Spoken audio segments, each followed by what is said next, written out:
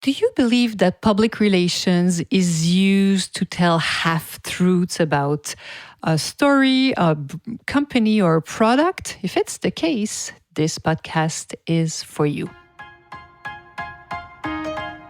Bonjour. Hello, everyone. I'm Nata, host of the Nata PR School podcast. You're a successful entrepreneur or marketing manager, and you're about to launch a new product or service? Or you've been selling your goods for quite some time, but you want to learn how to increase your visibility, get known, and reach more clients? At Nata PR, we deal with real clients every day, and we'll teach you simple, fun, and honest PR solutions. You'll learn easy steps to combine PR to social media right now. Keep listening and let's get started.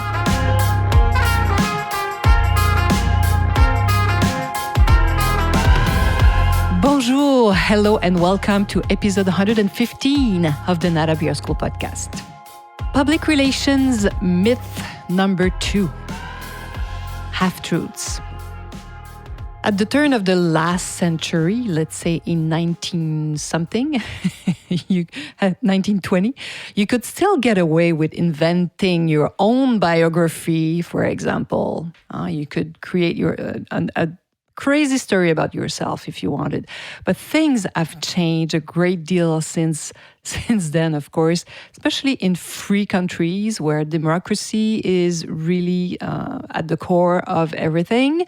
So free countries with access to information and social media, it will be very difficult today to use half-truth and to, let's say, there's a say in French that I really like is people who come from really far, à beau mentir qui vient de loin. So people who comes from far can always lie about who they are and what they have done in the past.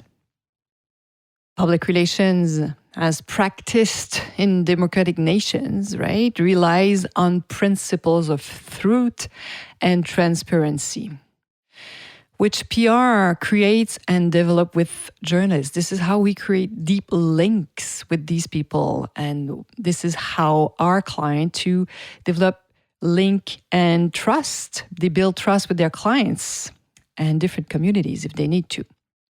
Public relations as practiced in democratic nations, free nations, rely on principles of truth and transparency, of course. This is how PR develops links, deep links, trust with journalists. And this is how, and influencers, of course, and this is how our clients can really build different links or a relationship with their clients, their target communities, for example, if they need to. Agencies like Nata PR, like ours, wouldn't last very long. I would go out of business very quickly if our press releases were just telling half-truths all the time and just, embellish everything we propose. We wouldn't last very long, that's for sure. I want to talk about, give you a more precise example of that. So today we hear a lot about, let's say, greenwashing and cultural appropriation, for example, and maybe you've noticed that. So internet users are quick to denounce online companies that make crazy promises, even though these companies are saying something that's, let's say, accepted by law in their country. For example, some brands go with, they launch, especially in the fashion business, they launch a conscious collections of clothes that use just a very, very small percentage of recycled fabrics. Wow, be very careful when you do that, because if you do this, you have to say what is the percentage. You can say this is a new collection that wants to be more conscious, maybe not call it conscious, but anyway. So it's really hard to be very to protect the environment with clothing. But if it's something that you are working on, tell your clients, tell it. Don't just go, this is a conscious collection, and not mentioning the percentage of recycled fabrics in the clothing, for example. So watch out for these practices, because internet users will find you. and just tell all their fans, and it goes fast, as you can imagine, on the web. So the news can be spread at a speed of light, as I say. It's super fast. Yes, it's a myth that public relations issues half-truths or spins its messages. Sometimes we talk about, especially in politics, you have those spin doctors who will create and adapt the news, for politicians. But in free countries, even if you have a good spin, you have to tell the truth because people will find out. And if you want to reach your customers at a deeper level, nothing works better than telling the truth. That's what we recommend to all of our clients. Don't say your products are natural if you don't have the data to prove it, even if the law allows you to do it. So be very aware of it. One of our clients in the past used to say that their products were 99% natural, and they could, they have the proof, they have the list, they have the quantities, and they could even tell, well, the 1% remaining is used, this is this product, and the 1% is for, it's a conservative, something that, will make the product last on the shelf, not go wrong into transportation, because this is something very difficult if you, in beauty or even in the food industry, if you create products and not have anything to make this product last. But there are more and more researchers to go as natural as possible, but tell the truth. And for example, if you are interviewed to talk about your business, or if you're the spokesperson, tell the truth. If you don't know the answer to the reporter's question, please answer just that. Just say that you don't know. That's the best answer. Well, I'm really sorry, but I don't know the answer to that question. Why? Because if it's the truth you're telling. People will feel it. And in a crisis, the truth is always the right idea. If a product is, something wrong with it, defective, or dangerous for the health, it happens in the food industry once in a while.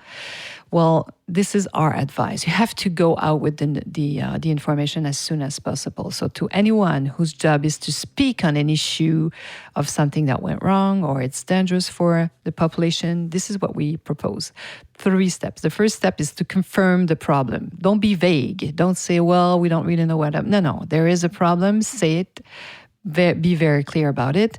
Number 2, say you're sorry and mean it, because people will feel it. Number 3, come up with immediate solutions. So in the same press release, say, well, we've identified the problem. Maybe you don't know yet exactly where it's coming from, so you're doing researches right now, but you stop the production, and if people want to be reimbursed, they can bring the product, You tell them what they need to know, and very quickly. So 3 steps: confirm the problem, say you're sorry. Number 3, come up with immediate solutions. Telling the truth garners what? Respect. You will gain respect if you tell the truth. This is how you become trustworthy to your clients. Your clients will trust you. It's the best strategy if you want to last and prove to your consumers that you're genuinely interested in them, not just in making money out of them, right? You are genuinely interested in them. And, well, think about your mental and physical health if you're telling the truth. I don't have the studies in front of me, but if you want to be well, there's nothing better than telling the truth, because people who have had to live with crazy secret and they became sick. So you can even develop very very crazy disease. I don't have the studies in front of me, but I'm telling you, you're gonna feel so much better if you tell the truth. I have another huge example that I wanted to share with you in this podcast. And in Canada, there's a big movement called the Truth and Reconciliation Commission of Canada.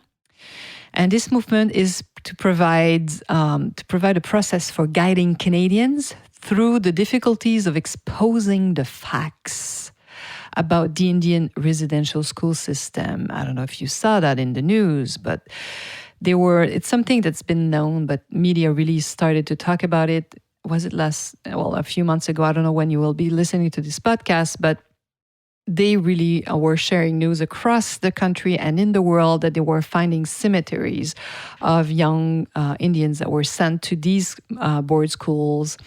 And many of them disappeared, never went back to their family. And so imagine. So this is a hard truth.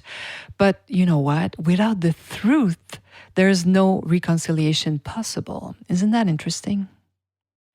So I hope I've convinced you that half-truths have no place in the public relations business. And I know that we tell the truth. We try to find the truth as much as we can. Sometimes we don't have it all in hand, but if we don't know, we say we don't know too. So hopefully now you know that myth number 2, that you use PR to embellish things, to tell half-truth is not the way to use PR. Unfortunately, or fortunately, I should say. So don't hesitate to contact me if you want to know anything. And I hope this little PR break is really shedding some light on your business and what you're doing and helping you. And I hope you'll be, and go on, if you haven't looked, we have an Instagram account, Nata PR School. And have fun reels, like little videos where I give tips. And of course, all for free. So if you want to know more about PR, you can also go on the Nata PR, the Instagram account for fun. Hopefully, you'll be joining me too in our next training programs very soon. So voila. Hopefully, you've enjoyed this podcast and you'll be joining me next week. À la semaine prochaine.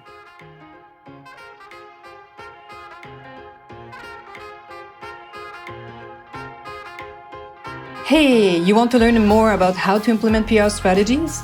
Head on to natapr.com and get on our list. You will also receive the Nata PR model on how to create a successful PR campaign.